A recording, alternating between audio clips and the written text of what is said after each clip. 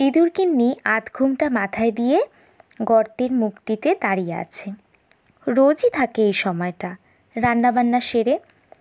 সামনের রাস্তা দিয়ে কত কি যায় আসে, ওড়ে ফেরে। ফড়িং বুড়ি যায় পা নেংচে নেংচে, মাথায় একটা ঘাসের ঝুড়ি। ফুল চাই গো ফুল, হাঁকতে হাঁকতে। তার কাছ থেকে একদিন অন্তর ফুল কেনে, বসার ঘরে সাজিয়ে রাখে এক এক দিন এক এক স্টাইলে, তলায় একটা করে কবিতা। লোকে এসে বলে বাহ। তা হপ্তা দুই ইকেবানার ক্লাস করেছিল ইঁদুরগিন্নি, চোক্কানাকির জঙ্গলে ঝাউতলা রোডে। তখন ওর সবে বিয়ে হয়েছে। বড়কে ডাকতো মিস মুসা বলে। ইস, ফিক করে হাসি পেয়ে গেল ইঁদুরগিন্নির। ক্লাস নিতেন প্রজাপতিদি। অদ্ভুত।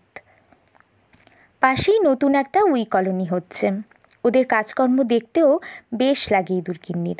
সাদা ইউনিফর্ম পরা মিলিটারি যেন। দেখতে দেখতে কতটা ঘর তুলে ফেললে। কি শৃঙ্খলা, কি কর্তব্যবোধ।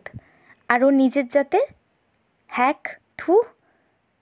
মৌরির দানাটা গলায় বেঁধে গিয়ে একটা কাণ্ডই হয়ে যাচ্ছিল আর একটু হলে।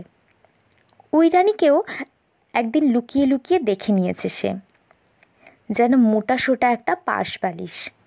ছেলেরা এক ধার থেকে খাইয়ে যাচ্ছে, আর এক ধার থেকে উনি অনবরত ডিম পেড়ে যাচ্ছেন। কিন্তু শুয়ে থাকলে কি হবে? কি ব্যক্তিত্ব! এত বড় কলোনিতে এক চুল কোথাও এদিক ওদিক হওয়ার জো নেই, সব নখদর্পণে। কলোনিটার নাম ওরা দিয়েছে বাল্মিক। অবশ্য ওই কলোনির মাত্রেই তাই, কিন্তু ইংরাজি অক্ষরে কি সুন্দর দেখতে লাগে নামটা, বিশেষ করে রাত্রে যখন জলজল করে। ভাল্মিক। ইংরাজিটা কি ভালো সত্যি। হর্ষই নেই, দীর্ঘই নেই, যুক্তাক্ষর নেই। কেন যে বিশ্বশুদ্ধ সবাই শুধু ইংরাজি পড়ে না? বাংলা, সংস্কৃত, গভর্নমেন্ট এখনও যে কেন পুরোপুরি উঠিয়ে দিচ্ছে না, ইঁদুরগিন্নি বুঝতে পারে না। শুধু শুধু সময় নষ্ট। ভাগ্যিস ওকে মহান আলী পাঠশালা যত সব ইয়েদের সঙ্গে গুঁতো গুঁতো করে পড়াশুনো করতে হয়নি। ও পড়েছে খাস মার্জারি স্কুলে। ওদের ক্লাস টিচার ছিলেন মিস মার্জারেট। তাকাতেন কি! হাত চিরুনি দিয়ে মাথার লোমগুলো একটু ঠিকঠাক করে নিল ইঁদুরগিন্নি। একবার বলেছিলেন 23 দিন হয়ে গেল, এখনও সেই কিচ কিচ টোনে তোমার গেল না? ঠিক করে বলো, মিয়াও। এখনও ভাবলে বুকের রক্ত হিম হয়ে যায়। কিন্তু ভালো রেজাল্ট করলে আবার ডেকে ডুকে পিঠ থাবড়ে এটোকাটা খাওয়ানো, সেসবও ছিল। তাছাড়া ওসব স্কুলে পড়ার ইয়েই আলাদা। ওই যে ঠাকুমা কি একটা ব্রত করাতেন, কানার চক্ষু হয়, খোড়ার পা হয়, বোবার মুখে খই ফোটে, ইচ্ছে মতো বর জোটে, ঠিক তাই। তা ওর বিয়েটা বাবু ভালোই হয়েছে। একটু সেকেলে হলেও কর্তা আয় করেন মন্দ না। ওর ঘরদোর সব গোছানো গাছানো, ভাড়ার সব সময় ভর্তি। কোনো জিনিসের অনটন পাবে না। গরমকালে ফুলকপি, শীতকালে পটল, তাছাড়া ওর আবার শীত গ্রীষ্ম কী, পুরো বাড়িটাই তো এয়ার কন্ডিশন, সমোচ্চর টমেটো, এক্সপোর্ট ভ্যারাইটির চা। মুখটা তেতো হয়ে গেল ইঁদুরগিন্নির। আজও চিনি ছাড়া চা খেতে হয়েছে। সত্যি কী যে হবে! চিনি নেই। যার ঘরে রোজ সন্দেশ, রসগোল্লা, মালপো, ঘুগড়া, মোহনঠার, মগজ দুধ পাক, একটা না একটা কিছু হতোই, তার ঘরে কিনা চায় পর্যন্ত চিনি নেই। ভগবানও দেখছি আর দিক ঠিক রাখতে পারছেন না, ওই ওদের দিকেই হেলে হেলে পড়ছেন। ইস, বেশ তেতেছে রোদ্দুরটা, ঘাম হচ্ছে গলগলিয়ে। পচা ভাদ্দর তো। পিঁপড়েদের ফেরাটুকু দেখে বাড়ি ফিরি বাবা। ভাবতে ভাবতেই ইঁদুরগিন্নি দেখতে পেলেও ওই যে আসছে, কিন্তু রোজকার মতো সারবন্দি হয়ে নয় তো। একটা 10 পা পেছনে, আরেকটা এই রকম করে, আর কেমন যেন সন্তর্পণে। রোজ দূর থেকে দেখেই মিষ্টি করে হাসে, আজ যেন চেনেই না। ব্যাপার কি? কাছে আসতেই ইঁদুরগিন্নি দেখলে মুখে সাদা মতন কি একটা। একটা গেল, দুটো গেল, তিনটে গেল, চতুর্থটাও মুখ নামিয়ে সরে পড়ার চেষ্টা করতেই ইঁদুরগিন্নি বাঘের মতো গিয়ে ধরলে। এই, তোর মুখে কী রে? ছেড়ে দাও বলছি, ছেড়ে দাও বলছি। বলতে বলতে 6 পা ছুঁড়ে তিরি বিলি দিয়ে ছিটকে বেরিয়ে গেল পিঁপড়েটা। পঞ্চমটাকে ধরলে ইঁদুরগিন্নি। দেখি তোর মুখে কি? হুকুম নেই, হুকুম নেই। বলতে বলতে এটাও ছটপটিয়ে বেরিয়ে যাচ্ছিল। তার আগেই তার মুখের সাদাটা চেটে নিয়েছে ইঁদুরগিন্নি। চিনি। চুরি চামারি সেরে সন্ধেবেলা কর্তা বাড়ি ফিরলেন।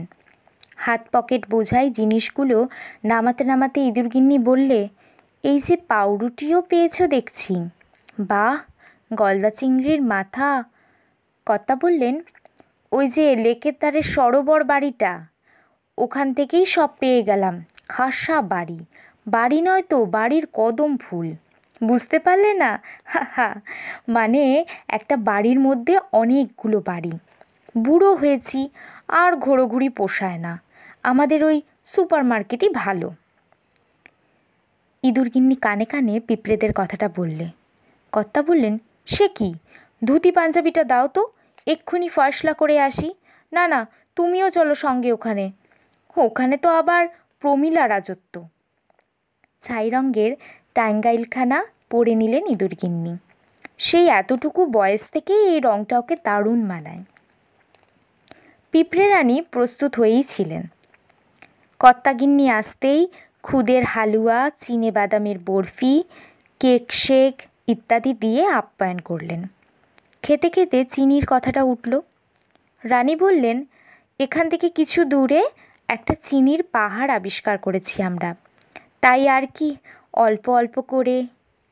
ইঁদুর কর্তা বললেন, কিন্তু এভাবে আনলে তো সবাই দেখে ফেলবে, তার চেয়ে বরং একটা সুড়ঙ্গ করে নিলে। পিঁপড়ে রানী বললেন, চমৎকার বলেছেন। সুড়ঙ্গ করার ভারটা যদি আপনারা নেন তাহলে তো আর কোনো ভাবনাই থাকবে না। পাহাড়ের অর্ধেক আপনাদের।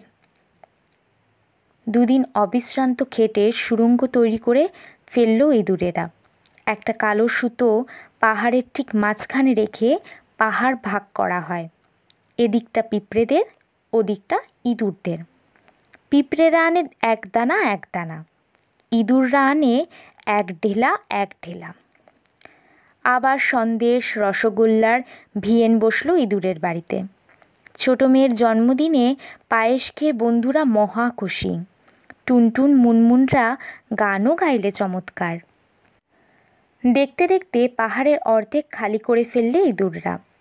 পিঁপড়েদের দিকে তখন সিকি ভাগও হয়নি। সকালবেলা চায়ের সঙ্গে মিহিদানা পরিবেশন করতে করতে ইঁদুরগিন্নি কর্তাকে বললে, কি গো, আর একবার চেষ্টা করে দেখবে নাকি? কর্তা বললে, দেখি।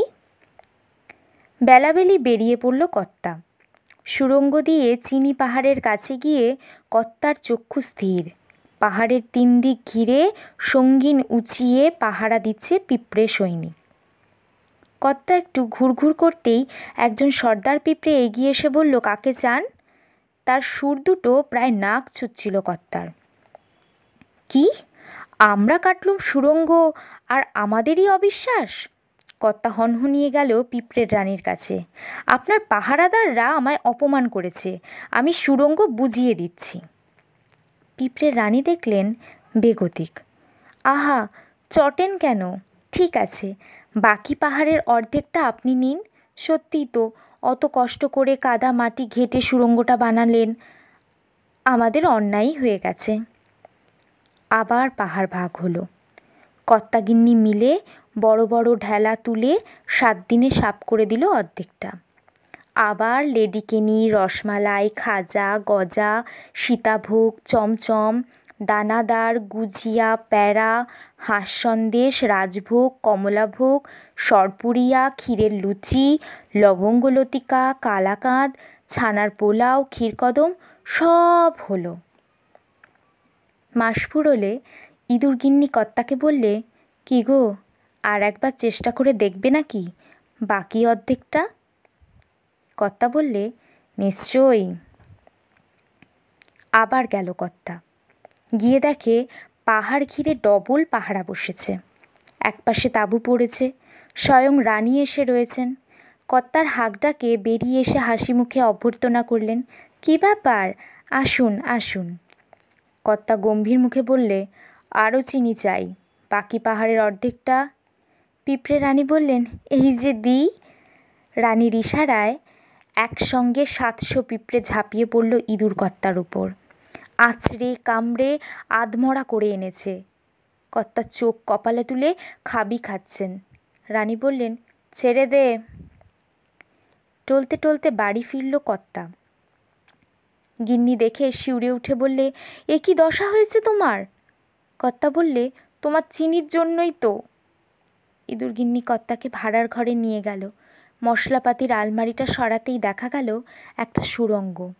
সুড়ঙ্গের মধ্যে হাত ধরে কর্তাকে নিয়ে গিয়ে গিন্নি বললেন, দেখো। কর্তা দেখলে দেওয়াল ঘেঁষে নতুন কয়েকটা তাক বসেছে। তাক ভর্তি সারি সারি হোমিওপ্যাথি ওষুধের শিশি ভর্তি চিনি। কর্তা অবাক হয়ে বললে, কি করে জোগাড় করলে? গিন্নি বললে, কি করে আবার, ওর থেকেই বাঁচিয়েছি।